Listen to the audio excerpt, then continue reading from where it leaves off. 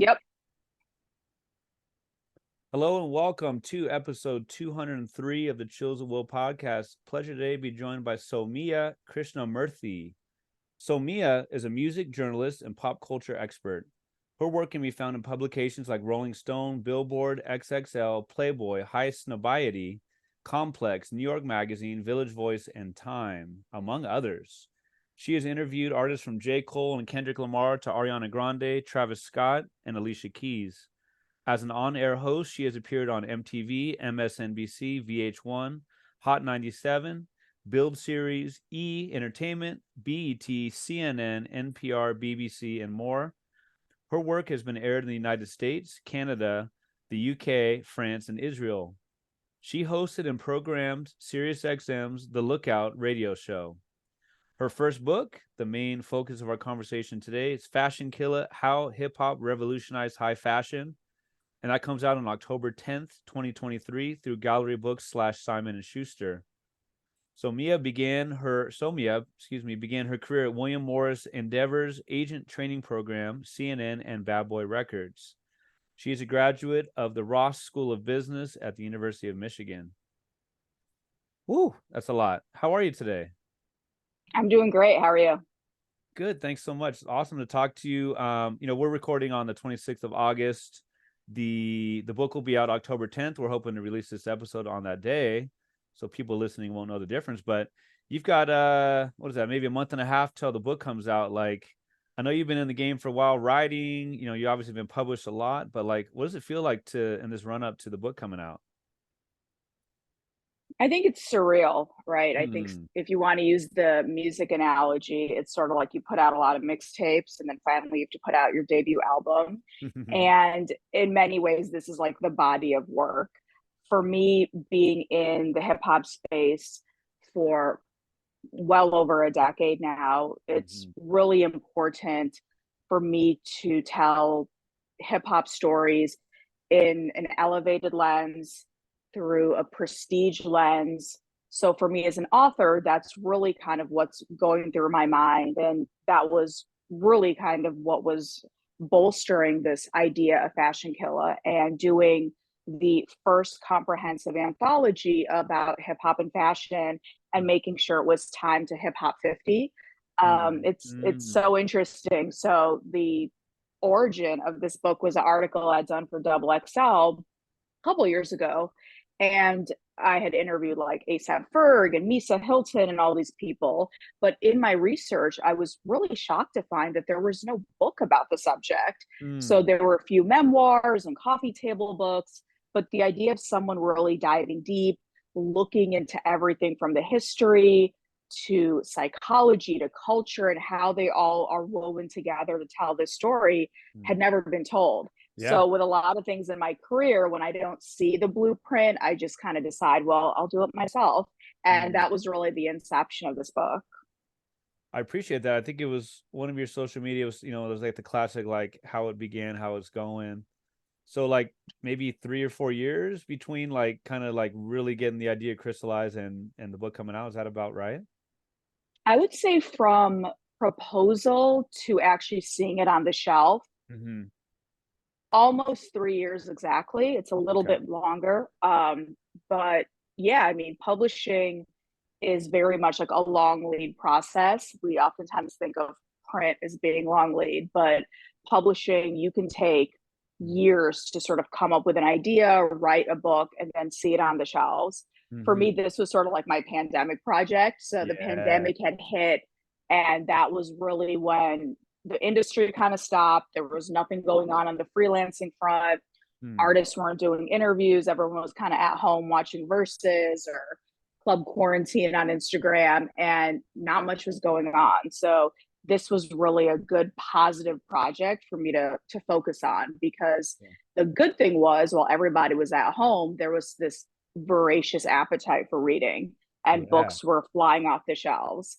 So the timing was in many ways sort of the worst of times, but also in many ways the best of times, because I could really sit down, focus, without all the distractions. Living in New York, at any given moment, there's something going on, or an Yeah. artist has something going on. and you feel kind of pulled in many spaces. But this way I could just sit down at the house and just like write. So I probably spent about maybe like a year just researching. So research was everything from reading other books and kind of tangential spaces, watching every documentary. And again, there wasn't a lot. So I was watching almost things that were just related to hip hop. I know the Supreme Team doc had dropped, so I was watching all of that. Reading every magazine article I could get a hold of, every old archival newspaper I could get a hold of, and just sitting there and doing research. And the thing about books is you might read an entire book and then one line is somewhat relevant to your work. And that's just kind of what it is. So in many ways, I was kind of going back to school, and I felt very, very academic, kind of pouring through journal articles and things like that, which I haven't done in a long time. And then I spent about a year and a half, I would say, just writing. And a thing about a book is you turn in your first sort of draft, and then that goes through many rounds of edit. I would say probably my first round was, kind of probably the most aggressive round of edits. And then afterwards, it's just like little tweaks here and there. But yeah, I mean, you'll see your book probably 4 or 5 times before the reader sees it. And, I talk to other authors and they say, no matter what you do, you're going to still catch a typo. You're still going to catch something you wish you had added or taken away. So it's sort of like a work of art in that sense. Like it's never fully done, but at some point you just got to step away and say, okay, now it belongs to the people, and anything I missed, we'll get on the next edition. I mean, I got to think it's obviously what makes you a great writer. I mean, I got to think you're a perfectionist of sorts. Is that tough to look at and say, dang it, that extra letter there or whatever? But it is absolutely. It is what it is. At some point you just gotta let go. And even with this book, one of the big challenges was, how do you take 50 years of history and with so many different characters and scenes and moments and put it in one book? So just kind of a little bit of behind the scenes for anyone interested in doing a nonfiction book, your proposal features kind of a chapter by chapter outline. So a lot of writers say that's even harder to write than the book itself, because it's you taking the subject and how are you going to distill it within, I think in my case, it was like, 16 chapters. And I put together what I thought was very comprehensive. But once I started the actual research and interviewing, I would be taken in different directions. So some of the chapters stayed as is, but others completely changed. I was just doing another interview and I mentioned I had a whole chapter dedicated to photographers. And I had interviewed icons like Jeanette Beckman and Esteban Oriol and Jonathan Mannion. And I really wanted to just do a chapter like kind of through the lens of the shooter, but it just didn't fit anywhere. And for me, that's kind of like one of the many lost chapters where maybe at some time there'll be a place to sort of resurface it, but it just didn't fit. And oftentimes with a book, you want to be kind of the definitive expert on the subject, but you have to know that there's parts of it you just can't get to, right? And you think about even in something like a biography of a famous person, some authors focus a lot on their childhood, some focus a lot on their professional career, others focus on sort of the behind the scenes moments. So as a writer, that's where you get a lot of this creative freedom. And one thing that was really important to me in telling this story was focusing on it from a holistic perspective. So not just talking about the designers and the artists, but also those individuals behind the scenes, the editors at magazines like Vibe and The Source, people who were, assistants, people who were interns, maybe not the bold-faced names, but are still a part of this conversation. It was also really important to focus on inclusivity, because oftentimes in hip hop, and especially when we're talking about hip hop and fashion, it's told through like a New York centric lens. And of course, New York is where it started. And New York is also the American home of luxury fashion. So it's a very big character in the book. But I wanted to make sure that we're giving props to the West Coast and talking about the swap meets and the 8-ball jackets and things like that, going to the South and using that as the peg to talk about artists like Andre 3000 or Young Thug and how they really utilized fashion to push gender boundaries, Mm-hmm. boundaries and conversations about sexuality in hip hop, which has been kind of this hot button yet taboo topic for a very long time. And then focusing on women, focusing on international voices, again, just really giving it this like global, universal perspective was really important as well, because I didn't want it to still feel like we're focusing on the same five bold-faced men who already are getting, you know, their props and flowers. But if we're going to put a stake in the ground to really show that this is such a larger, comprehensive conversation. I appreciate that. Yeah, I want to make sure. So, I mean, you're talking about, you know, timing with the 50-year anniversary of hip hop, and like in like I was a little dense on this, but like, and I mean this as a compliment. You didn't. It's not a gimmicky book. It's not like, oh, you know, this is released just for the 50. Like, it covers, you know, started with you know, DJ Kool Herc and the party, and you know, kind of when hip hop had his birthday, so to speak, up to, you know, more or less the you know, the current day. But it's not gimmicky. It's not like, you know, it's not arbitrary years. Like, it really gives a really macro and micro view, which is really impressive. I want to make sure. Absolutely. Go ahead. And, you know, I think one interesting thing, and I do mention in the book, this idea of culture having sort of like one definitive starting point Yeah, is a misnomer, right? right. Like the idea of hip hop starting only 50 years ago, of course not. You have to look at the Black experience in America and then go back to, you know, Africa and percussion and call and response and all of these things. So the idea of it's starting August 11th, 73, I think is just something as a genre everyone sort of, you know, agreed upon, because at some point you got to put, you know, the stake in the ground somewhere. What's Yeah. really interesting, and this was why I think starting the book with that famous Kool Herc party, was Herc was spinning his sister's party, and his sister wanted to throw the party as a way to fundraise for her after school wardrobe. Yeah. So it's this idea of fashion was really kind of the bedrock of this conversation that Right. oftentimes doesn't get spoken about, right? A lot of people don't talk about Cindy Herc, and this was her party that her brother happened to be the DJ at. But outside of that, yes, it was very important that even in our first chapter, we dive into Dapper Dan, but to tell his story, we have to go back. What is the history of Harlem? Why that neighborhood specifically has always represented Black wealth, Black excellence, and excellence not just in fashion and sartorialism, but in art and literature and thought leaders, right? I mean, the Harlem Renaissance. Like, you have to talk about these things for us to then talk about guys like Dap. And I think that was really important, because when this subject is sort of spoken about, I feel it's done often in a very cursory way, right? Like Dapper Dan, logos, okay, there's a story. And that's a very important part, but let's go deeper. What do logos signify? And in order to talk about in luxury fashion, it's this sort of notion of social signaling, psychology of who gets to wear what.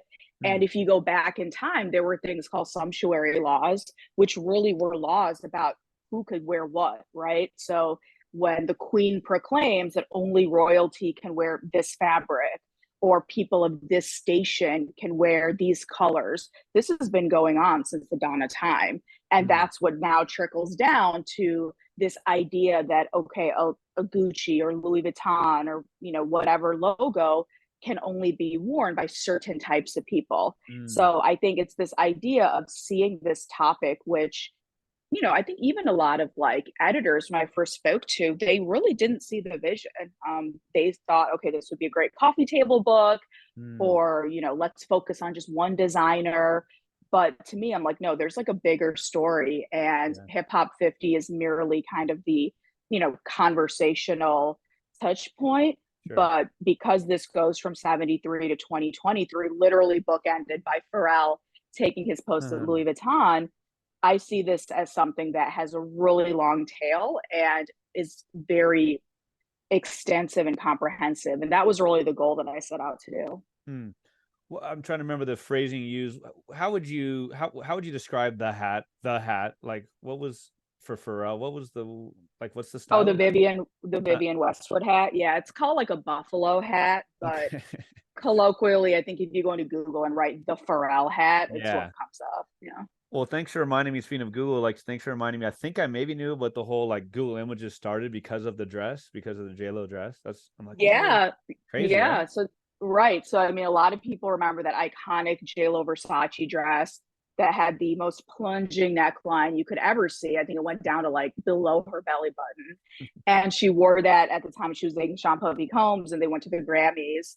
And that dress was debuted on the Grammy red carpet, and she, took the podium to give out an award, and everyone was talking about the dress. I remember so distinctly. I think I was either in like middle school or just starting high school. All the guys were talking about the dress.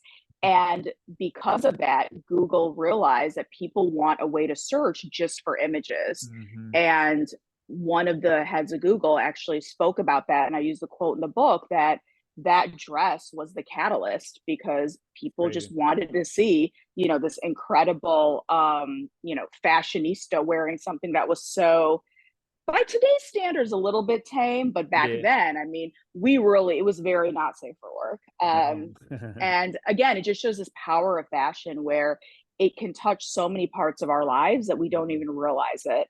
Yeah. And that was really kind of the point there, was that something that's, it can be viewed as a simple garment, it can be viewed as a pop culture moment, but I would say that changed the world because now Mm. anytime you want to see something, you go on Google Images Mm. and you see what comes up. So you Yeah. can thank J-Lo and Donatella Versace for that Right. dress.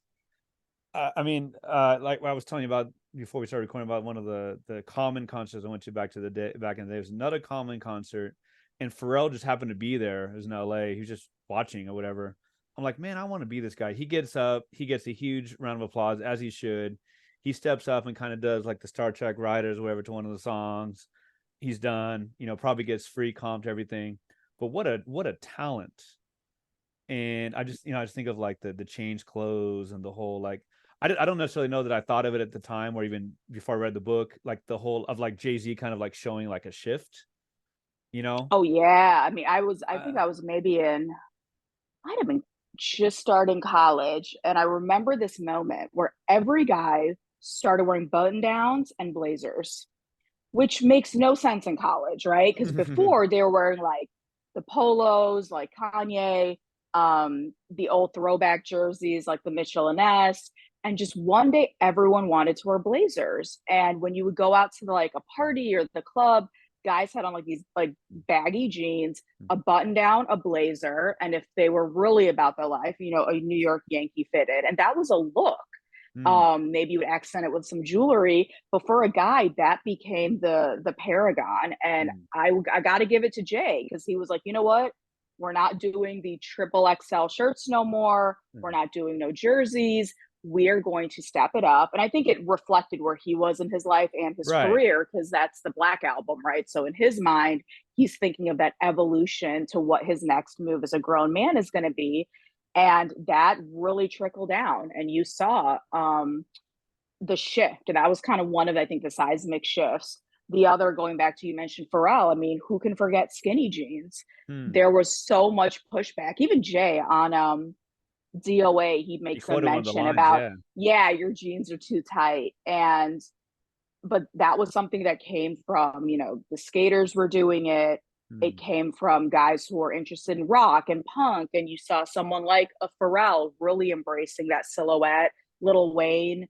Now, of course, I would argue that they also had the physiques too, right? Like Yeah, skinny seriously. jeans in the beginning were not very flattering universally. So I understand where a lot of people were hesitant. But just this idea of taking these big, baggy silhouettes and let's make them not just tailored, but like real medium, right? Like Yeah. suck it all in. And that now I don't think you'll ever see someone wearing, a baggy silhouette unless it happens to be like a nod to the 90s or some sort of Mm. throwback moment. It's all about now looking very tailored. Rappers are working out, they want to show off Mm. their physiques as well.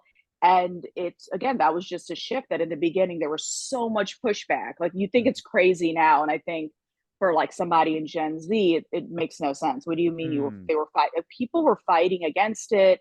they were making, you know, assumptions about people's sexuality and preferences based upon how tight their jeans were. But now, I mean, that is kind of de facto, and everyone wants to look very tailored. And now that's the look of, okay, you look at, like, you have your finger on the pulse of fashion. Yeah.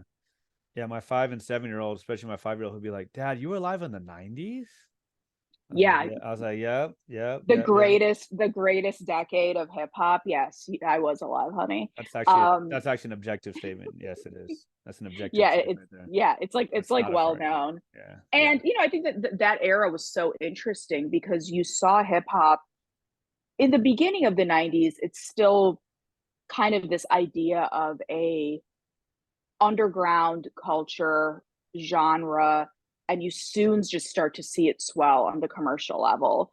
Of course, you know, gangster rap had a huge influence on that, and the explosion of MTV and shows like TRL and on BET Rap City. It was all of these kind of different factors coming together where hip hop was making a lot of money. They were commercially viable. You had this group of these young entrepreneurs like a Sean Puffy Combs, like Dame Dash, who not only wanted to wear high fashion, but they wanted to be high fashion. So why are we supporting other people's lines? We should have our own. And then music videos were 24/7 propagating these images for those kids who didn't grow up in the 90s. I remember coming home, you come home at like 3 o'clock after school. From like 3 to 7, we just watched music videos and music content.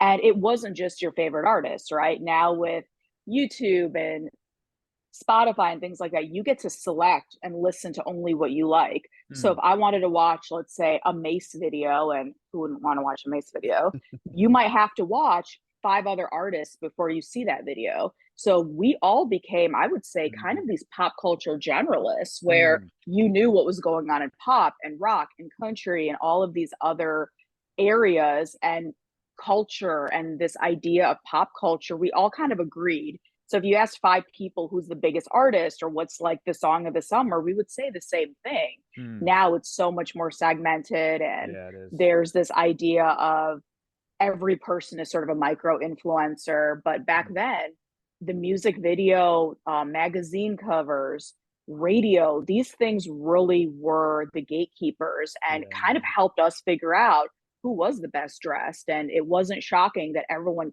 kind of did want to dress alike then, because it was understood these are the influencers, and we all kind of took notes from them. Yeah. I'm ashamed to admit I underestimated Mace for a long time. I was like, you know, that his, how dare you? flow. I know. I changed my ways a long time ago, but you know, I'm like, you know, just kind of that mumble, whatever you want to call it, you know, like. But no, I apologize to Mace and anyone else involved. In the 90s, so like some of your interviews you talked about growing up in Kalamazoo, Michigan. I think it was your brother was a percussionist. Yeah, he is. So right? he specializes in Indian percussion, but at this point now he has like a PhD from Eastman, and he can play like a bunch of instruments. Yeah. So I think the musical talent went to him and my mom, and I'm more so a connoisseur. Yes. Than somebody. I mean, I did sing in choir for a couple years, so I can hold a note if I have to. I can sort of read music. I was better at sight reading earlier than I am now, but music was always just kind of in my house, and it was a variety of music. I mean, growing up, obviously it's like Indian classical music, but I would listen to like Fiddler on the Roof, like ad nauseum. I don't know who gave me That was that the tape. jam. That was a jam. Sunrise, sunset. It's great. I'm not a musical person, but Fiddler and Rent, but Fiddler especially, I really love. Yeah. And there would be, and radio. I mean, I remember we would record songs up the radio. I was just gonna ask you about that. Remember, you missed like about 8 seconds because you heard it, and by the time you got over there, it was too late. You pushed the 2 buttons, record and play at the same time. And there was this weekly countdown. So growing up in a small city in the Midwest, we didn't have like a hip hop station or what's, you know, sometimes called an urban station, but we had sort of top 40. And I remember there would be this is Casey Kasem, Oh is yeah. very iconic radio personality, and he would have like his top 40 countdown, I think it was, and you would hear everything from Whitney Houston to Sheryl Crow, Mariah Carey. So I had a lot of these sort of just cross genre, cross cultural influences when it comes to music, which looking back is pretty unique. But I really gravitated towards hip hop. I would say maybe at the age of like 12, 11, 12, about that age. Because you got to remember, kids, back in the day, there was an explicit lyric sticker. So as a kid, you couldn't just go to the store and buy this music. An No. adult had to buy it for you. So to convince my parents to do that, I was probably closer to like 13. But because, again, things like MTV and radio and things like that, I was able to be a consumer without buying a little bit earlier. But yeah, but that was really kind of my journey of discovery. And again, I think when you grow up in the middle of nowhere, I don't have the experiences of people who grew up in big cities. We didn't have the hip hop station. We didn't have like the local DJ, the concerts, none of that. So the internet was really important. And I remember going into like Yahoo chat rooms and talking to people about rap or message boards. I used to read Page Six every day. Like Page Six was a very big gossip column in New York, and everybody wanted to be in Page Six. And from that, I learned what are the hottest restaurants, who's dating who. Okay, everybody goes to the Hamptons in the summer. Like learning about culture just through these very kind of like cobbled together ways. An interesting thing about Page Six, when I interviewed Cam for my book, he said that the reason he wore that iconic pink spur outfit that everybody kind of knows him for, he wanted to get written about in Page Six. Like it was that big of a deal that when he was at the Baby Fat Fashion Show at New York Fashion Week, he's like, I need to make a statement. And he was successful. And that, again, just shows kind of the power of the media and all these different forces and creating these iconic pop culture moments. Yeah. I had to take a picture of this. I don't remember what chapter it's in. But speaking of Page Six, it was about like when P. Diddy, Sean Combs, all the different names, when he had like his first white party in the Hamptons. Yeah. New York Post, Page Six, and the New York Daily News, Game Crasher gushed over the details of who was there, who came with who, and who wasn't invited. Now check out this line, right? This is better than anything that you would found in Page Six when you're reading it. This is your writing. Quote, it wasn't uncommon to find Puffy, I can't read my own writing, to find Puffy sipping Cristal straight from the bottle while Leonardo DiCaprio watched women in bikinis on swings, and an original copy of the Declaration of Independence on display, borrowed from TV producer Norman Lear. No big deal, huh? Just a little Declaration of Independence, original copy. Yeah, that was from, I saw reporting as well as photos. Like there is a picture of Puffy drinking champagne and Leo is watching him. And then there's other photos of like women in these swings over the pool. Again, I was too young. I was, watching it from afar. But again, anybody who's been to those parties, it's like, tell me everything. I need to know every detail. But just imagine that level of opulence, but also the fact there was no social media, right? So that's what made those parties special. It was, you get all these celebrities from a cross section of different aspects of culture and music and sports and Hollywood and society together. But in many ways, you kind of can do anything you want, because as long as the gossip rags don't write about it the next day, you're good. Sure. Now, for a celebrity, you can't do anything without 50 cameras being put out. And even when they say no recording, somebody always pulls the phone out. So those moments, I think, are fewer and fewer between, because it's just a different time. And they become more legendary over the years, right? The older they get, the more legendary they become. You were talking about Cameron. Did I make this up? He made up a color, didn't he? He like invented a color? Like Possibly a in his pink? mind. Probably in his mind he did. It must have been a fever dream for me. I know like he was known for his iconic pink, but like I Yeah, swear I to don't God, think he like Pantone tried to like has patent it. recognized it. No. Okay, all right. Yeah, I definitely don't think it was the color of the year, but I think that baby pink has become so synonymous with him. And with Cam, I take a deeper dive into just this idea of why Cam was allowed to wear pink and that was acceptable. Yeah. Nas wore pink in the Dreams video, obviously a nod to the movie Casino. That was acceptable. But when Kanye first wore pink, and he's talked about this on the record, people questioned his sexuality. People were wondering, are you soft? Like, what does that imply? So this idea that masculinity could be almost distilled into something so insignificant, one would think, as a color. Now you take a look and you see artists like Uzi Vert and ASAP Rocky and Travis Scott, and everyone is kind of doing whatever the fuck they want, which I think is great. But there was a time it's like, no, Cam is allowed because he's like hyper masculine, and nobody's gonna fuck with Cam, and that's just like a Harlem thing. But other rappers would probably be terrified, right? Like, I don't want people saying things about me. Am I going to alienate certain fans? So looking back now, it seems so trivial, but back then it was like a big deal. It was that Street Dreams video was classic. The whole, even with like, where they're talking with their under their hands like this, like they did in Casino, and that those ridiculous / awesome suits that like De Niro wore and Nas wore. Yeah, I actually talked to Nas not too long ago, and I asked him, "Do you still have that suit?" And he's like, "I think I do, but I don't know where it is." So that was kind of a bummer. That's awesome. I don't know for sure. I want to say my first cassette album was Arrested Development. Oh wow. Yeah, like Tennessee, like that. Yes, that one. 3 years, 5 days, something like that was the name of the album. Great album. Everyday People was my jam. I think I had that song memorized. 93, 94. Yeah, something like that. There's that Fast Car remix country song that's out now. And obviously shout out to Tracy Chapman for the classic. Oh my God, I love that song. It's right? Song. But I also think of Nice and Smooth. Sometimes I run slow, sometimes I run quick. Okay. Right? So that's how I'm going back that far. So what are maybe some of the first albums you got? Who are some of the first ones who really turned you on to hip hop? So I came in a little bit after you. So I would say the earliest artists I remember, definitely Biggie, Ready to Die for sure. Pac, and we're talking, this is more in the Death Row era. Snoop, for some reason I just remember Gin and Juice very vividly. Dre, The Chronic, but actually purchasing like with my own money, and I use that in quotes because it was more like an allowance. I mean, Puffy's No Way Out. My first, and I'm a huge Rockefeller fan, but my first Jay album that I bought was Volume 2.